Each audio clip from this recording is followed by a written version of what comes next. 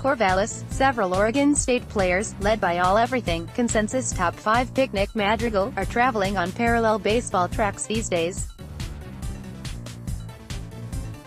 The first one chases a deep postseason run that terminates in Omaha, Nebraska, with a College World Series championship. The other, less visible path runs smack into the annual MLB draft that starts at 4 p.m. Monday, with the first 2 of 40 rounds over 3 days, a phenomenon unique in college sports since its inception 53 years ago. Postseason hopes and professional aspirations, running side by side. The trick is not letting the two dream worlds collide.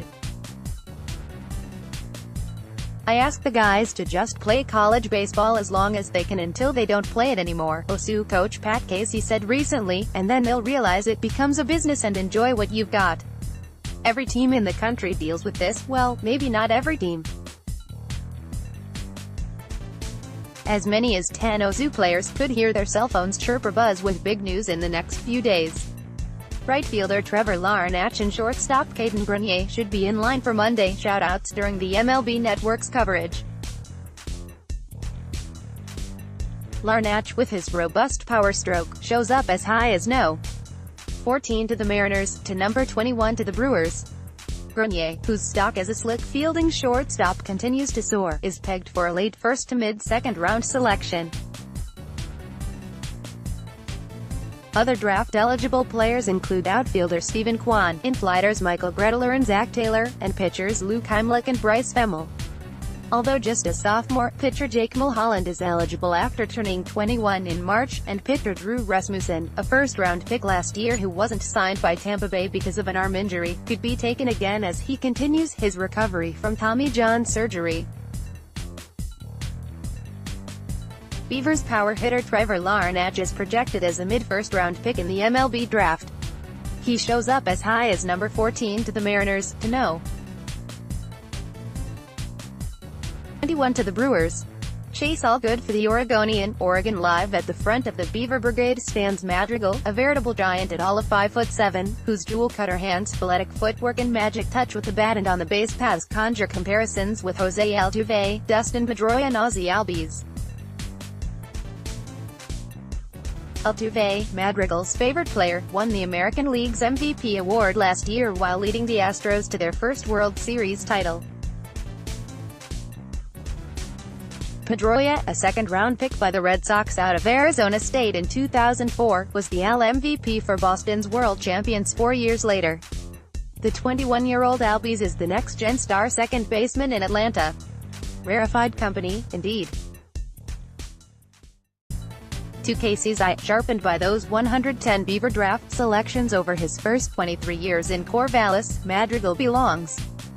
He's unbelievable, Casey said. He's going to be one of the first 5 picks in the first round. He's going to be a big leaguer in a short period of time. He's going to play the game for a long time. His instincts are off the chart, and I give him a ton of freedom because he's a thoroughbred. You've got to turn him loose. He works his tail off. He's a humble kid, a great kid. If you had a blueprint for a baseball player, with Nick's picture, that's all you'd need. He's pretty damn good. Come Monday afternoon, maybe in an OSU batting cage, maybe from his couch in the rented house he shares with several teammates, Madrigal will find out when he'll become the highest drafted Beaver ever. That honor belongs to Michael Conforto, the New York Mets outfielder who went 10th overall in 2014. Some say it'll be number 3 to the Phillies. Maybe No. 4 to the White Sox or No. 5 to the Reds. And there's the Mets again, at No. 6 college players are projected to fill those top spots, and the conventional wisdom holds that Madrigal's the best position player of the bunch. Oh, and the money? MLB set the slot value for Philadelphia's pick at No. 3 at just below $7 million, with Chicago's $6.40 plus million, and Cincinnati's $5.90 plus million, not far behind. Conforto's signing bonus with the Mets 4 years ago was for the slot value of $2,970,800.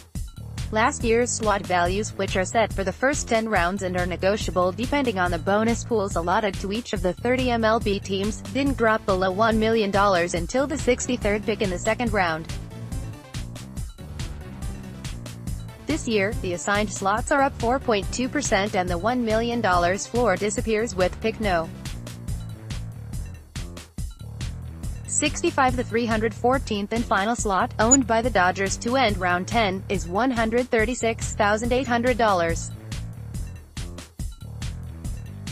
It was Kwan who put an early voice to Madrigal's intrinsic baseball value with his money quote from more than a year ago. "Millionaires want to hang around millionaires," Kwan opined in March 2017. "He's kind of the millionaire of our team right now." 1. Detroit Tigers, $8,096,300. 2. San Francisco Giants, $7,494,600. 3. Philadelphia Phillies, $6,947,500. 4. Chicago White Sox, $6,411,400. 5. Cincinnati Reds, $5,946,400. 6. New York Mets, $5,525,200. 7. Athletics, $4,761,500. 10. Pittsburgh Pirates, $4,560,200. That could have been an oblique reference to the draft strategies of two-star shortstops with options coming out of high school. Both Madrigal and Grenier reportedly set seven-figure ceilings to pass on Oregon State. As a result, the former went in the 17th round to Cleveland, the latter in the 21st to St. Louis. Instead, they hitched on with Casey, secure in the knowledge that 3 years in Corvallis had led to 86 Beavers improving their draft elections during his tenure, including 4 first-round picks, Jacoby Ellsbury, Eddie Kuntz, Mitch Canham and Conforto. More than 62% of those players were drafted for the first time as Beavers. "For me and Nick and Trevor, we just want to get back to Omaha and win it, so right now June 4th isn't that big of a deal for us," OSU shortstop Hayden Grenier said. "Chase all good for the Oregonian." Oregon Live. One of them was current assistant and third base coach Andy Jenkins. Undrafted out of South Salem High, he was home in the South townhouse he shared with teammates Ellsbury, who'd earlier gone 23rd overall to the Red Sox, and Cole Gillespie when Jenkins got the call that the Florida Marlins would take him in the 11th round of the 2005 draft. The trio celebrated by going to practice. 5 days later, Jenkins hit for the cycle and went 5 for 5 to help beat USC to win a Super Regional and send the Beavers to Omaha for the first time since 1952. It started to run 5 CWS appearances in 13 years, highlighted by the 2006 and 07 national titles. "It's a sense of just excitement, hard work," Jenkins recalled of being drafted. "I'd been playing since Little League, and it wasn't something that was going to be lucrative. It was an opportunity to go play ball and prove myself. For some of the guys right now, it's a little bit different. There's a lot more money, and there's a lot more people involved. Our culture here at Oregon State is so strong, and the postseason means a lot and these guys mean a lot to each other. It's hard to ignore the team bond and there's distractions everywhere. If you handle your job day to day and game to game, the good things in life will happen." As coach of the infielders and catchers, Jenkins, a former first baseman, has a special appreciation for Madrigal's intangibles and his legendary work ethic. "He's one more man, never settling for a bad swing to end batting practice. And it ends up sometimes being 7 or 8, said Jenkins, who throws BP. "He's just a great overall ball player. He plays the game hard. He enjoys the little things, taking ground balls and running the bases. Nick is kind of a breath of fresh air for a lot of scouts, and what he's done on every stage every year is undeniable, and he's deserving of everything that comes his way.